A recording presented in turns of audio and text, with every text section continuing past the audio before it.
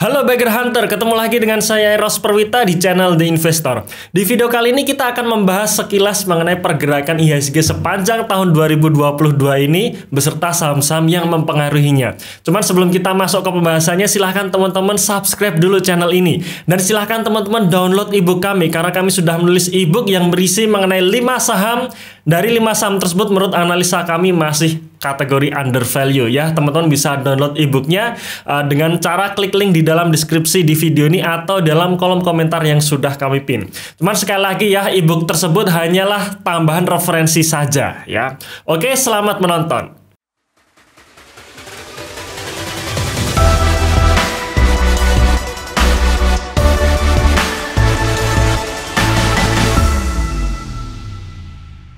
Ya, kita akan sekilas membahas mengenai pergerakan IHSG sepanjang tahun 2022 ini. Terakhir data yang kami ambil adalah tanggal 28 November 2022 alias hari Senin kemarin ya.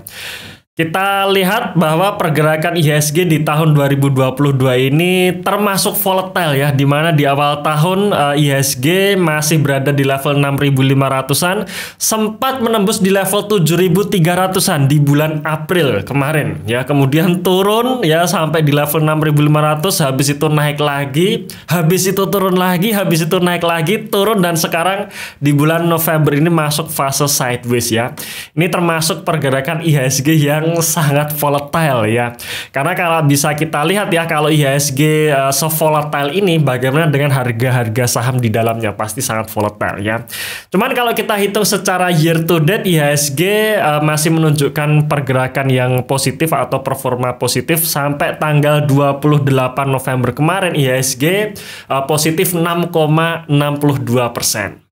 Nah, sekarang kita lihat pergerakan harga saham yang termasuk saham-saham market cap besar yang bisa mempengaruhi pergerakan IHSG itu sendiri. Ya, yang pertama kita lihat pergerakan harga saham BBCA. Ya, ini adalah saham dengan market cap terbesar di Indonesia saat ini ya, nomor 1 di Indonesia. Dimana kalau kita lihat harga saham BBCA sepanjang tahun 2022 ini sudah menunjukkan performa yang positif, yaitu naik 22,5%. Ya, terakhir ditutup di harga 9.050 ya untuk BBCA. Kemudian saham yang kedua adalah saham BBRI. Ya, BBRI ini juga salah satu saham ya, saham dengan market cap terbesar nomor 2 di Indonesia setelah BBCA.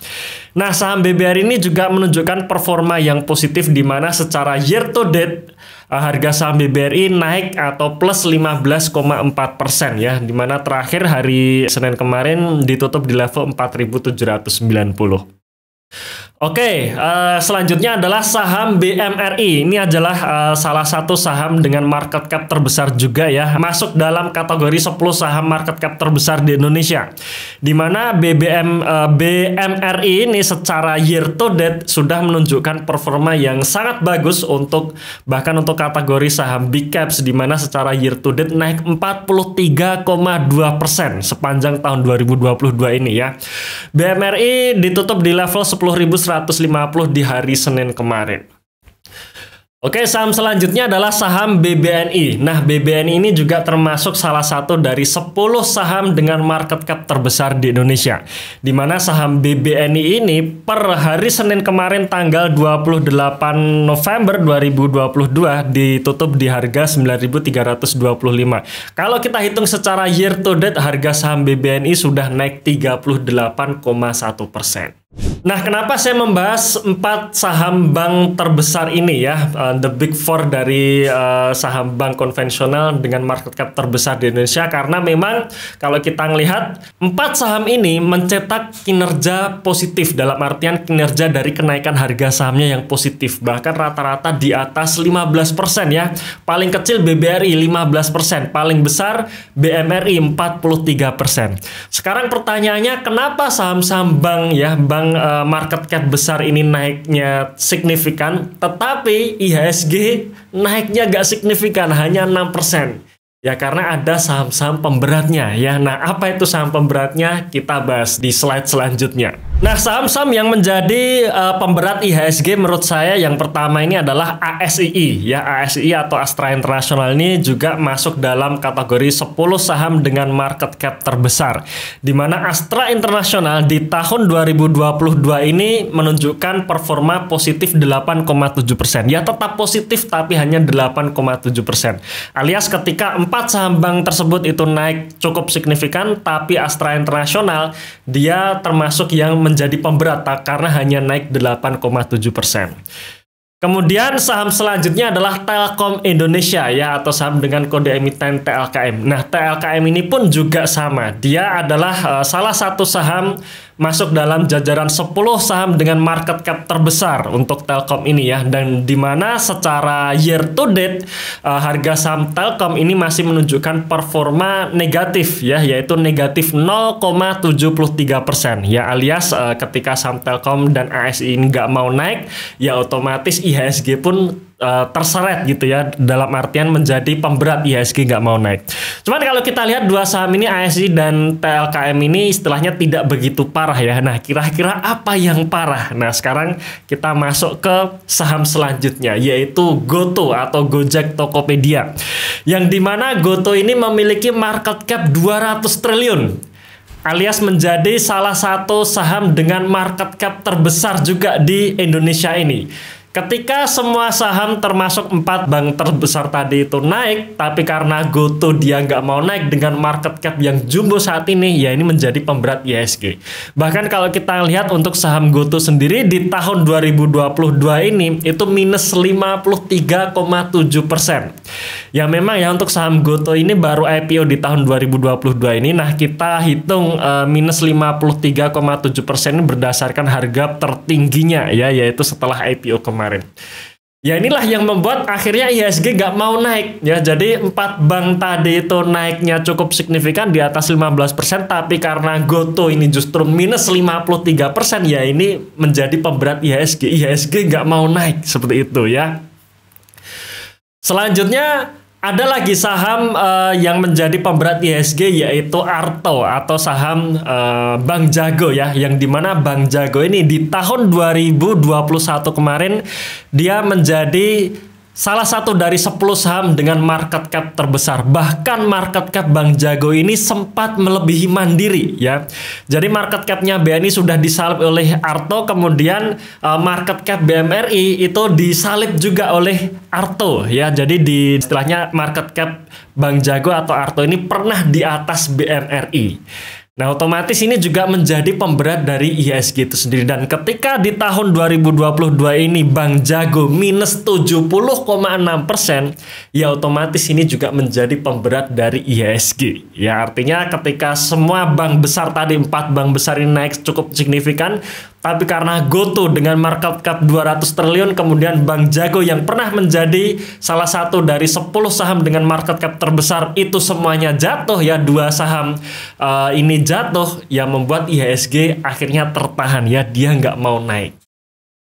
Nah, sekarang kita lihat kinerja dari saham-saham yang tadi sempat kita perlihatkan untuk harga sahamnya, yang dimana kalau kita melihat dari 4 bank terbesar yaitu BBCA, BBRI, BNI, dan Mandiri ini mencatatkan kenaikan kinerja yang cukup signifikan ya, bahkan sangat signifikan ya. Ini labanya semua dalam triliun. BBCA laba 28 triliun, BBRI laba 39 triliun, BBNI laba 13 triliun, BMRI laba 30 triliun. Naik secara year on year-nya juga signifikan ya. BBCA naik 25% labanya, BBRI naik 103% labanya, BBNI naik 77% labanya, dan BMRI naik 59% labanya ya. Nah, sekarang kita lihat GoTo ya. GoTo dengan market cap 200 triliun di kuartal 3 tahun 2022 ini masih mencatatkan rugi 20 triliun.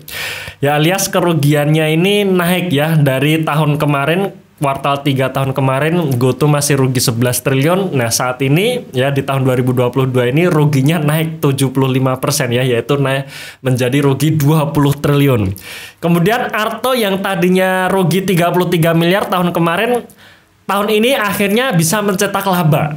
Cuman labanya ya sebenarnya masih sangat kecil ya, 41 miliar rupiah. Ya bayangkan perbedaannya sangat signifikan sekali di mana 4 bank ini sudah di atas 20 triliun ya, 13 triliun artinya sudah puluhan triliun. Tapi Arto itu labanya masih 41 miliar rupiah.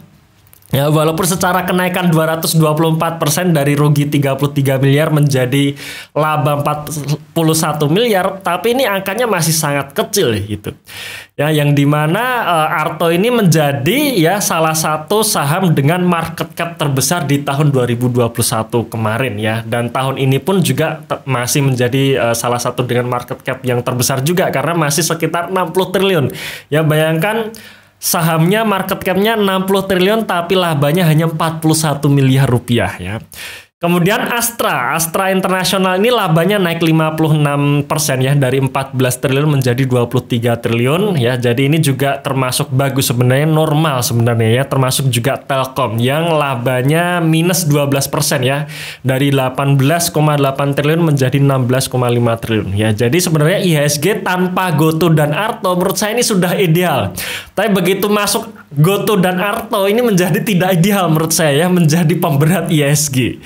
Ya, nah sekarang kita juga spill ya kinerja dari ASI dan Telkom, karena ASI dan Telkom ini ada investasi di GoTo ternyata ya. Kita ngelihat ASI di kuartal 3 tahun 2022 ini ada keuntungan dari GoTo yaitu sebesar 1 triliun ya. Ini masih mendingan untuk Astra ya, masih laba 1 triliun. Sebenarnya kalau kita lihat di posisi Juni 2022 kemarin ya, di kuartal 2 keuntungannya masih sekitar 3 triliun ya. Artinya apa? Artinya kinerja di kuartal 3 untuk GoTo sendiri turun, yang membuat labanya turun ya untuk yang pos ini ya, keuntungan nilai wajar ini. Nah, ini kebetulan untuk ASI secara tahunan ini masih naik cukup signifikan ya. Nah, berbeda dengan TLKM atau Telkom. Nah, Telkom ini dia juga investasi ke GoTo, yang dimana ini ditunjukkan di pos nomor 10 ini ya, keuntungan yang belum direalisasi dari perubahan nilai wajar atas investasi. Yang dimana investasi di GoTo ya, salah satunya di GoTo ini secara akumulasi mencatatkan kerugian 3 triliun. Ya, jadi untuk TLKM ini ternyata GoTo menyumbangkan kerugian 3 triliun. Padahal di kuartal 2 kemarin itu masih positif ya, tapi masih positif 200 miliar. Nah, kok bisa Telkom ini posisinya rugi sedangkan ASI posisinya untung? Ya, karena masuknya berbeda gitu ya. Join di GoTo-nya berbeda, timingnya berbeda, harga belinya pun juga berbeda ya. Nah, sekarang kita bayangkan kalau misalkan ya Telkom tidak ada investasi di GoTo, nah maka laba bersihnya seharusnya ya kurang lebih sama dengan tahun kemarin. Jadi alias ya bisa kita katakan yang membuat laba Telkom turun ini karena ada investasi di GoTo ya. Oke, itu tadi sekilas market update sampai saat ini ya, yang dimana kita lihat GoTo dan Arto ini menjadi salah satu pemberat dari IHSG sepanjang tahun 2022 ini. Nah, sekarang bagaimana dengan Anda? Apakah Anda juga memiliki saham GoTo dan Arto? Ya, silahkan share pengalaman Anda di saham GoTo dan Arto ini dalam kolom komentar di video ini ya. Terima kasih sudah menonton video ini sampai akhir. Tunggu video kami berikutnya dan salam Passive Income.